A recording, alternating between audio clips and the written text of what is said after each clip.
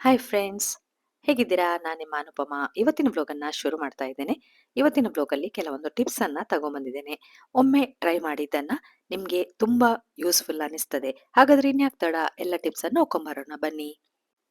ಮೊದಲನೇ ಟಿಪ್ಸಲ್ಲಿ ನೋಡಿ, ಒಂದು ಪೇಪರನ್ನು ತಗೊಂಡಿದ್ದೇನೆ. ಅದಕ್ಕೆ ನಾನು ₹1 ಶ್ಯಾಂಪು ಸಿಗ್ತದೆ ನೋಡಿ, ಅದನ್ನು ಹಾಕ್ತಾ ಇದ್ದೇನೆ. ಬೇರೆ ಶ್ಯಾಂಪು ಕೂಡ ಹಾಕ್ಬೋದು. ನಾನಿಲ್ಲಿ ಅಂದರೆ ನಿಮಗೆ ತೋರಿಸ್ಲಿಕ್ಕೋಸ್ಕರ ಈ ಥರ ಮಾಡ್ತಾ ಇದ್ದೇನೆ.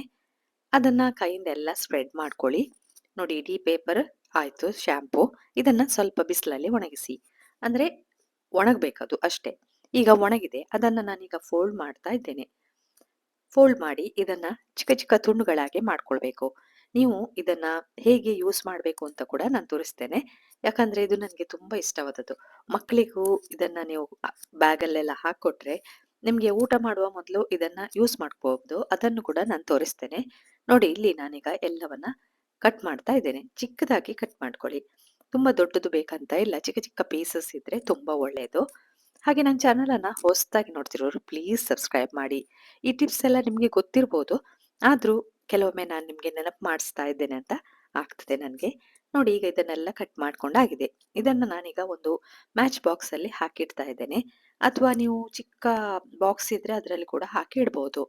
ಇದನ್ನ ಹಾಕಿ ಇದನ್ನ ನೀವು ಬ್ಯಾಗ್ ಅಲ್ಲಿ ಹಾಕಿ ಎಲ್ಲಿಯಾದ್ರೂ ಟ್ರಾವೆಲ್ ಹೋಗುವಾಗ ಕೂಡ ಕೊಂಡೋಗ್ಬೋದು, ಅಥವಾ ಸ್ಕೂಲಿಗೆ ಕೂಡ ಇದನ್ನ ಬ್ಯಾಗ್ ಅಲ್ಲಿ ಹಾಕೊಡ್ಬೋದು.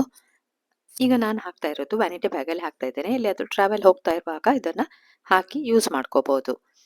ಈ ಟಿಪ್ಸ್ ಹೇಗಿದೆ ಅಂತ ನನಗೆ ತಿಳಿಸಿ. ಹಾಗೆ ನೋಡಿ, ಅದನ್ನ ಹೇಗೆ ಯೂಸ್ ಮಾಡೋದು ಅಂತ ಕೂಡ ತೋರಿಸ್ತೇನೆ. ನಾನಿಲ್ಲಿ ಒಂದು ತುಂಡು ಪೇಪರ್ ಅನ್ನ ತೆಗೆದುಕೊಳ್ತಾ ಇದ್ದೇನೆ. ನೋಡಿ, ನಾನಿಲ್ಲಿ ಇದನ್ನ ನೀವು ಕೈ ಎಲ್ಲ ವಾಶ್ ಮಾಡ್ಬೇಕಂತ ಹೇಳಿದ್ರೆ, ಎಲ್ಲಿಯಾದ್ರೂ ಹೋದ್ರೆ ಸೋಪ್ ಎಲ್ಲ ಇರುವುದಿಲ್ಲ ನೋಡಿ, ಆಗ ಇದನ್ನ ಯೂಸ್ ಮಾಡ್ಕೋಬಹುದು. ನೋಡಿ, ಎಷ್ಟು ನೊರೆ ಬರ್ತಾ ಇದೆ. ಅದು ಒಣಗಿದೆ, ಏನು ನಿಮ್ಗೆ ಅಂಟುದಿಲ್ಲ, ಏನಿಲ್ಲ. ಆರಾಮಾಗಿ ಇದನ್ನ ಬ್ಯಾಗ್ ಅಲ್ಲಿ ಕೊಂಡೋಗ್ಬಹುದು. ನೋಡಿ, ಕೈಯನ್ನ ಚೆನ್ನಾಗಿ ತೊಳ್ಕೊಳ್ಬಹುದು. ನಾನು ಇಲ್ಲಿ ಸ್ವಲ್ಪ ನೀರನ್ನು ಹಾಕಿ ತೋರಿಸಿದ್ದೇನೆ ಅಷ್ಟೇ. ನೀವು ಇದನ್ನ ಪೈಪಿಗೆಲ್ಲ ಹಿಡ್ದು ಅಥವಾ ನೀರಲ್ಲಿ ಚೆನ್ನಾಗಿ ತೊಳ್ಕೊಳ್ಳಿ. ಹೇಗಿದೆ ಈ ಟಿಪ್ಸ್? ಸೆಕೆಂಡ್ ಟಿಪ್ಸ್ ನೋಡ್ಕೊಂಬರೋಣ ಬನ್ನಿ.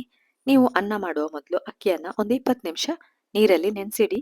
ಅನ್ನ ಚೆನ್ನಾಗಿ ಉದುರು ಉದುರಾಗಿ ಇರ್ತದೆ. ನೀವು ಬೇಕಾದ್ರೆ ಇದನ್ನ ಟ್ರೈ ಮಾಡಿ ನೋಡ್ಕೋಬಹುದು. ಮೂರನೇ ಟಿಪ್ ನೋಡ್ಕೊಂಬರೋಣ ಬನ್ನಿ. ನೀವು ಚಪಾತಿ ಮಾಡ್ತಿರ್ಬೇಕಾದ್ರೆ ಕೆಳಗಡೆ ಒಂದು ಪೇಪರ್ ಅನ್ನ ಹಾಕಿ ಚಪಾತಿ ಮಣೆ ಇಟ್ಟು ಚಪಾತಿಯನ್ನ ಮಾಡ್ಕೊಳ್ಳಿ. ಎಲ್ಲ ಕೆಲಸ ಚಪಾತಿದು ಆದ ನಂತರ ನೋಡಿ ಯಾವ ರೀತಿ ಪೇಪರ್ ಅಲ್ಲಿ ಚಪಾತಿ ಹುಡಿ ಎಲ್ಲ ಉದುರಿದೆ ಅಂತ. ಇಲ್ಲದಿದ್ರೆ ನೀವು ಕೌಂಟರ್ ಟಾಪ್ ಅನ್ನ ಕ್ಲೀನ್ ಮಾಡ್ಕೋಬೇಕು. ಹೇಗಿದೆ ಟಿಪ್ಸ್? ಈಗ ನೆಕ್ಸ್ಟ್ ಟಿಪ್ ನೋಡ್ಕೊಂಬರೋಣ ಬನ್ನಿ. ನೋಡಿ, ಆಲೂಗಡ್ಡೆ ಎಲ್ಲ ಮೊಳಕೆ ಬಂದಿದೆ. ಇದಕ್ಕೊಂದು ಟಿಪ್ಸ್ ಹೇಳ್ತೇನೆ.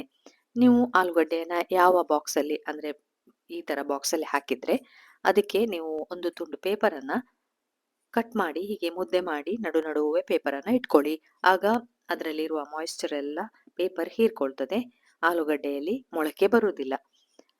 ಇನ್ನೊಂದು ಟಿಪ್ಸ್ ಕೂಡ ಹೇಳ್ತೇನೆ, ಏನಂದ್ರೆ ನೀವು ಅದರ ಮೇಲೆ ಬೆಳ್ಳುಳ್ಳಿಯನ್ನೆಲ್ಲ ಹಾಕ್ಬಹುದು, ಆಗ ಕೂಡ ಮೊಳಕೆ ಬರುವುದಿಲ್ಲ. ಈಗ ನೆಕ್ಸ್ಟ್ ಟಿಪ್ ನೋಡ್ಕೊಂಡ್ ಬರೋಣ ಬನ್ನಿ. ಎಲ್ರೂ ಈ ತರ ಧೂಪವನ್ನ ಹೊಚ್ಚಿಸ್ತೀರಾ. ಒಂದು ಸಾರಿ ಇದಕ್ಕೆ ಅಂದ್ರೆ ಬೆಂಕಿಯನ್ನ ಹಚ್ಚಿದ್ರೆ, ಅಂದ್ರೆ ಧೂಪವನ್ನ ಹೊಚ್ಚಿಸಿದ್ರೆ ಅದನ್ನ ಹಿಡ್ಕೊಂಡು ಎಲ್ಲ ಕಡೆ ಹೋಗ್ಲಿಕ್ಕೆ ಆಗುದಿಲ್ಲ. ಅದಕ್ಕೊಂದು ಟಿಪ್ಸ್ ಹೇಳ್ತಾ ಇದ್ದೇನೆ ನೋಡಿ. ಒಂದು ಹಳೆ ಟೀ ಕಪ್ ಇದ್ರೆ ಅದನ್ನ ತಗೊಳ್ಳಿ. ಇದು ಹಳೇದು, ಯೂಸ್ ಇಲ್ಲದೆ ನಾವು ಬಿಸಾಡುವಂತದ್ದು ಟೀ ಕಪ್. ಇದರ ಮೇಲ್ಗಡೆ ಒಂದು ಹಣತೆ, ಒಂದು ಸರಿಯಾಗಿರುವಂತ ಹಣತೆಯನ್ನ ಇಟ್ಕೊಳ್ಳಿ. ನಂತರ ಇದರ ಮೇಲ್ಗಡೆ ನೀವು ಧೂಪವನ್ನ ಇಟ್ಟು ನಿಮ್ಗೆ ಎಲ್ಲಿ ಬೇಕು ನೋಡಿ ಅಲ್ಲಿಗೆ ಕೊಂಡೋಗ್ಬೋದು. ಯಾವ ರೂಮಲ್ಲಿ ಧೂಪ ಹಾಕ್ಬೇಕು ನೋಡಿ ಆ ರೂಮಿಗೆ ಎಲ್ಲ ಕಡೆ ಇದನ್ನ ತೆಗೆದುಕೊಂಡು ಹೋಗ್ಬೋದು. ಖಾಲಿ ನೀವು ಧೂಪವನ್ನು ಮಾತ್ರ ಇಟ್ರೆ ಅದನ್ನ ಮುಟ್ಲಿಕ್ಕೆ ಆಗುದಿಲ್ಲ, ತುಂಬಾ ಬಿಸಿ ಇರ್ತದೆ. ಅದಕ್ಕೆ ಈ ಟಿಪ್ಸ್. ಹೇಗಿದೆ ಈ ಟಿಪ್ಸ್? ನಿಮ್ಗಂತೂ ಖುಷಿಯಾಗಿರ್ಬೋದು. ಇದನ್ನೊಮ್ಮೆ ಟ್ರೈ ಮಾಡಿ, ನಿಮ್ಗೆ ಕೂಡ ಹೌದು ಅಂತ ಅನಿಸ್ತದೆ, ಈ ರೀತಿ ಮಾಡಬಹುದು ಅಂತ ಅನಿಸ್ತದೆ. ಆಗ ನನ್ಗೊಂದು ಲೈಕ್ ಕೊಡಿ, ಕಮೆಂಟ್ ಹಾಕಿ, ಎಲ್ರಿಗೂ ನಿಮ್ಮ ಫ್ರೆಂಡ್ಸ್ಗೂ ರಿಲೇಟಿವ್ಸ್ಗೂ ಎಲ್ರಿಗೂ ಇದನ್ನ ಶೇರ್ ಮಾಡಿ. ನೋಡಿ, ನಾನಂತೂ ಒಂದು ರೂಮಿಂದ ಇನ್ನೊಂದು ರೂಮಿಗೆ ಆರಾಮವಾಗಿ ಧೂಪವನ್ನ ಕೊಂಡೋಗ್ತಾ ಇದ್ದೇನೆ.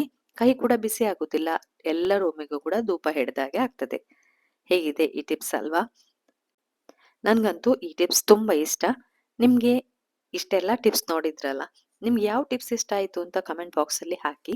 ಹಾಗೆ ಈ ವ್ಲಾಗ್ ಅನ್ನು ನಾನು ಇಲ್ಲಿಗೆ ಮುಗಿಸ್ತಾ ಇದ್ದೇನೆ. ಇನ್ನು ಹೊಸ ವ್ಲಾಗ್ ನೊಂದಿಗೆ ಸಿಗ್ತೇನೆ. ಪುರ್ಸೊತ್ ಮಾಡಿ ನೋಡಿದ್ದಕ್ಕೆ ಥ್ಯಾಂಕ್ ಯು.